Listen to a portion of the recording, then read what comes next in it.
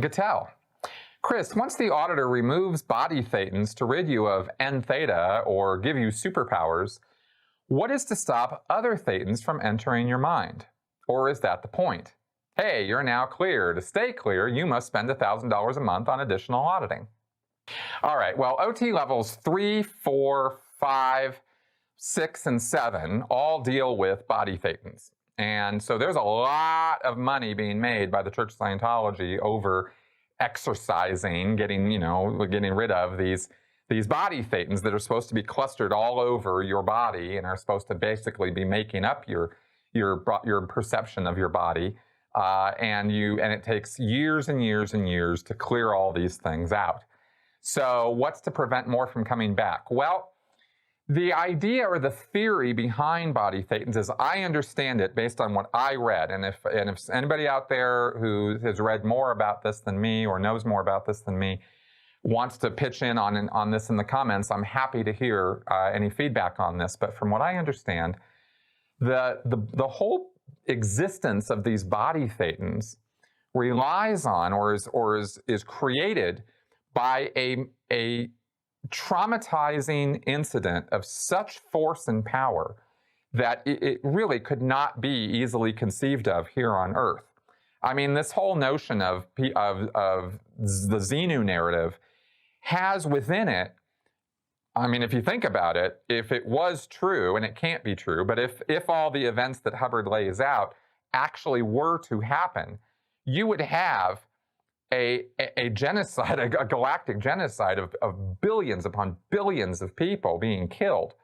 And not just killed, but then raked over the coals, dumped through volcanoes, nuclear explosions, solar wind. I mean, so much stuff going on, so much force exerted on them, not just their bodies, which are wiped out in a nuclear explosion, but spiritually, they're through this kind of energy that's used against them that somehow is supposed to be able to affect a being, a spiritual entity that has no mass, wavelength, location in space or time. I mean, that's the basic contradiction of all of this, is how do you use energy to affect a spiritual entity that doesn't have matter, energy, space, or time as part of its makeup? It really doesn't make any sense. So, entertaining these questions about this stuff is all fun and games to me because this stuff doesn't make any sense. At the most fundamental level, it's complete nonsense.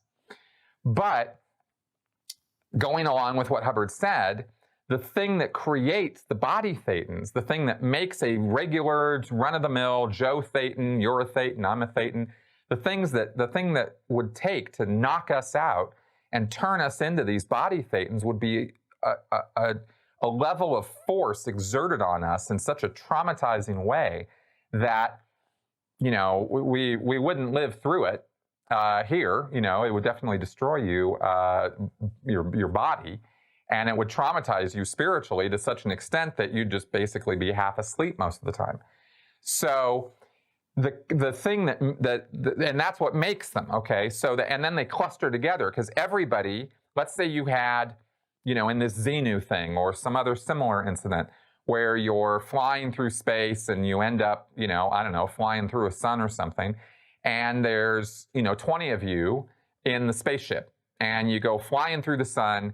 Well, obviously you all die, but through the force and magnitude of that death and that incident, you are all just, spiritually just knocked for a loop.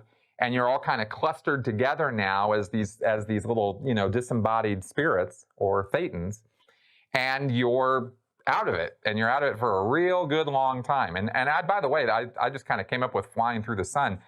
I don't think that's even enough force for what we're talking about, but whatever. I'm just kind of pulling stuff out of my, whatever here. So that kind of incident is necessary to create body Thetans. And once you're a body Thetan, you're not really flitting around the universe being very causative or OT or very able. You're very disabled spiritually. I mean, you're half dead most of the time. So, so going over and taking over somebody else's body is not really at the top of your to-do list, you see. So that's kind of that situation. However, Could some other spiritual entity who is, supercharged or in really good shape come and fight for you over your body?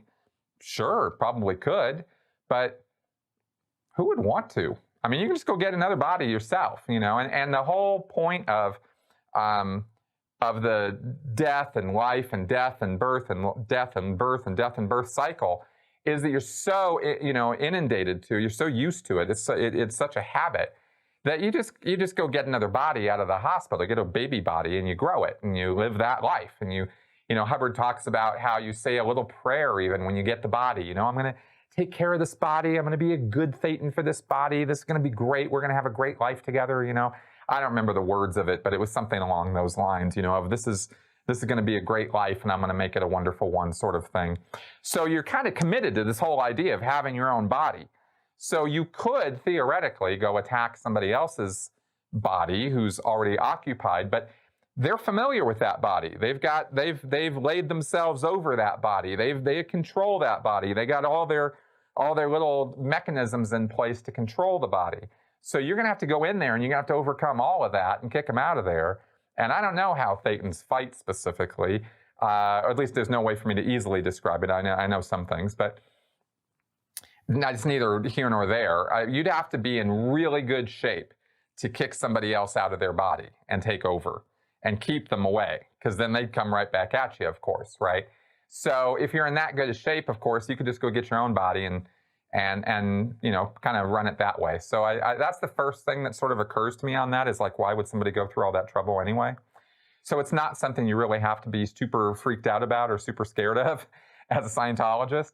And it's not the thing that keeps people going, on through the OT levels and stuff, is fear of being taken over by another Thetan or something. That's not really on anybody's mind on it. So it's a good question, but I think that's about the best way I could address it.